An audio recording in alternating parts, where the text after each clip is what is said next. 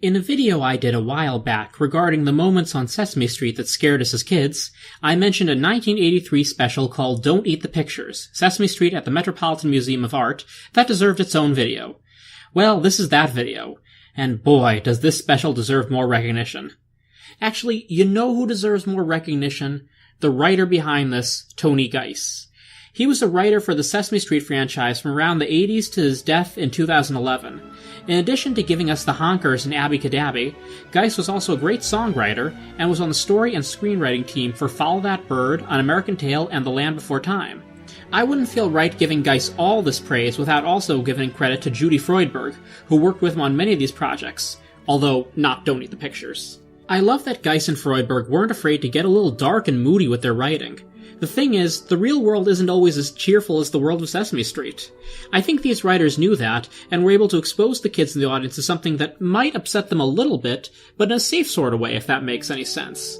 Later Sesame productions, and for that matter, most kids show productions in general, try to avoid this. Come on guys, I saw Big Bird get kidnapped by carnies as a kid, and I don't cry about it anymore. Well, that's a total lie, actually. I cry really easily at that kind of stuff. But I really don't think that kids need Ernie and Bert to keep breaking the fourth wall to tell them it's okay and that Mandy Patinkin isn't going to get them. That just feels a little patronizing, honestly. You mean good things could still happen? Of course they can, Bert. In fact, I'm sure good things will happen, because who'd want to see a movie with a sad ending, Bert? Titanic. The special opens on the Art Museum, and we are treated to a Broadway-style overture. I distinctly remember being freaked out as a kid by some angry-looking statue at the end. After doing some careful research, i.e. googling Angry Man Statue, Metropolitan Museum, I found out that's called Ugolino and His Sons, based on some of the victims in Dante's Inferno. Because when I think Muppets, I think of the Divine Comedy. Sarcasm aside, it's nice to know that Sesame Street can still teach me things well into my 20s. After a fun day of looking at art, it's time to leave, but Big Bird still hasn't found his friend, Mr. Snuffleupagus, who he was supposed to meet here. The adults dismiss Snuffy as an imaginary friend, which might sound odd to today's viewers. You see, in the early days, Snuffy was very shy and would only appear to Big Bird, running away when anyone else passed by.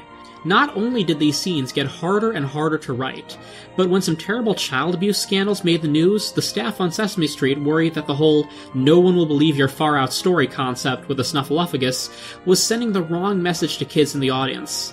In 1985, 2 years after this episode was filmed, Snuffy finally met everyone on the street and was no longer deemed imaginary. Big Bird wanders off to find Snuffy, and everyone realizes he's missing just as the museum is about to close. With no other choice, they all split up to find Big Bird. The clock strikes 6, indicating that time is running out. A chase scene ensues, largely an homage to the Benny Hill Show, complete with a fun yakety-sax-style song playing in the background.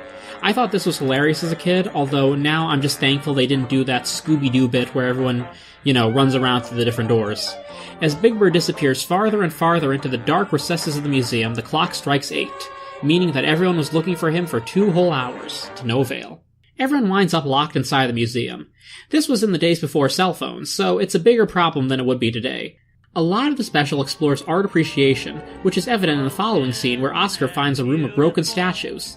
He sings a pretty great song called Broken and Beautiful in praise of the prettiest trash he's ever seen. It doesn't have much to do with the plot, like a lot of the non-Big Bird asides with the rest of the cast, but it's a great moment which reminds us that Oscar isn't always the jerk he tries to be. He just has a different way of looking at the world. Big Bird finds Snuffy in an Egyptian exhibit, and we are then introduced to Prince Sahu, aka the main reason this probably won't air on TV again without someone getting up in arms. Prince Sahu, you see, is a ghost, plain and simple. They don't actually use the word ghost, but they make it pretty clear that's what he is. His parents passed away a long time ago, and Sahu is bound to the exhibit, apparently under a spell. Thankfully, they don't explain how Sahu died so young or how he became bewitched, but we're still dealing with the spirit here. Also, in order to ascend into the sky and be reunited with his parents, he must correctly answer a demon's riddle every midnight. But he can't seem to get the answer right. Once he does, he'll be tried by Osiris, god of the dead. Whew, ghost kids, magic spells, demons, and pagan gods. Sesame Street. To Big Bird and Snuffy's credit, they're not the least bit afraid, and even offer to help Sahu answer the riddle of where does today meet yesterday. These are some real stand-up Muppets here. Now you may be wondering at this point, why is this called Don't Eat the Pictures? Well, the answer lies with everyone's favorite glutton, Cookie Monster. Given the price of your average museum food, Cookie's probably been holding out for a while when it comes to eating, and he's ready to take it out on all the artwork. But helpful Bob points out a sign, and we have our title. No, you can't. No, you can't do that, Cookie Monster. You can't touch the picture, Cookie Monster. Want to touch me, want to eat picture. No, you can't. No. Let me just eat frame. No, you can't do that. Please. The sign, Cookie Monster, look at the sign. What sign? The sign right there. Please don't eat the pictures. Oh, this is going to be a long night. Next up, we have Grover meeting a suit of armor and mistaking it for a real person. Grover prides himself in being adorable, and he really lives up to it.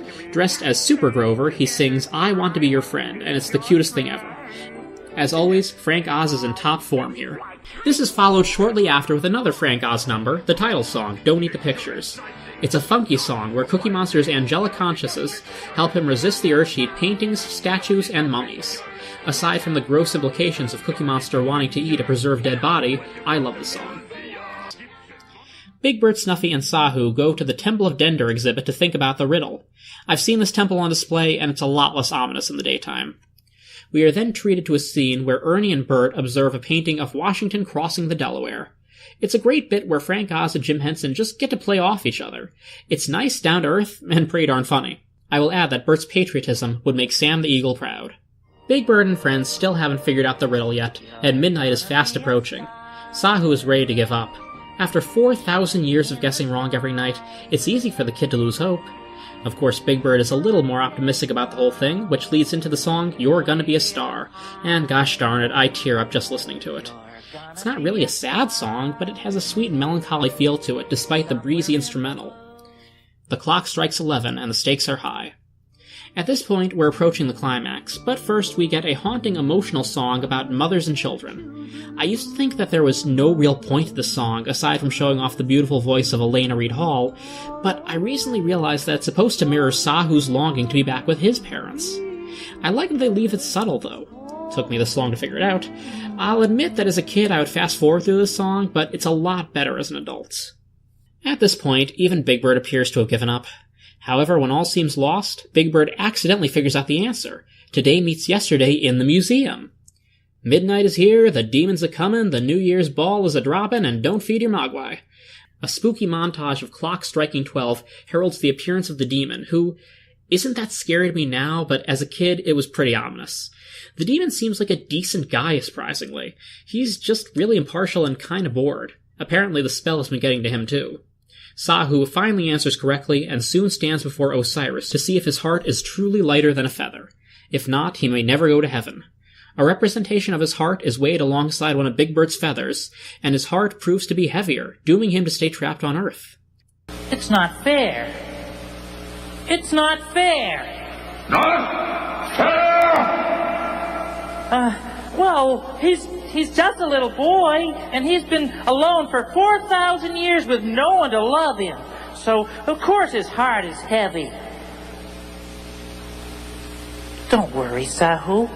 We love you. Oh, yes, for sure. And forever, too. Of course, this is enough to raise Sahu's heart, and he is indeed allowed to climb the steps into the sky. Oh, and here come the waterworks. I am unashamed to admit I cry pretty much every time I see this scene. Not helping this is the fact that Aram Chowdhury, who played Sahu, died in a car accident in 1994 at age 18. A memorial scholarship in his name is now given at the Half Hollow Hill Central School District in New York. After a night of spiritual wonder, Big Bird finds the adults, who are both happy to see him and royally ticked. We spent the whole night looking for you, Big Bird. Gee, why did you do that? Because we love you. Now, where were you? Of course, none of them believe his story, but they do seem amused enough. And if you're wondering, Cookie Monster finally gets a meal. An entire hot dog cart. I love this special so much. It doesn't talk down to its audience in the slightest. It's only an hour long, but it packs a major emotional punch. Like I said before, given its relatively dark material, I doubt it's ever going to re-air on TV or get a lot of acknowledgement by Sesame Workshop nowadays. And I guess that's understandable. I mentioned this in my previous video, but while the special is available in low quality on YouTube, a better quality DVD is on the Metropolitan Art Museum website at a pretty good price. I recommend everyone buy it because we need to preserve this Muppet masterpiece. Hi. Do you guard this museum? Yeah. Wow, good work. We were here all night and nobody bothered us. Ta-ta.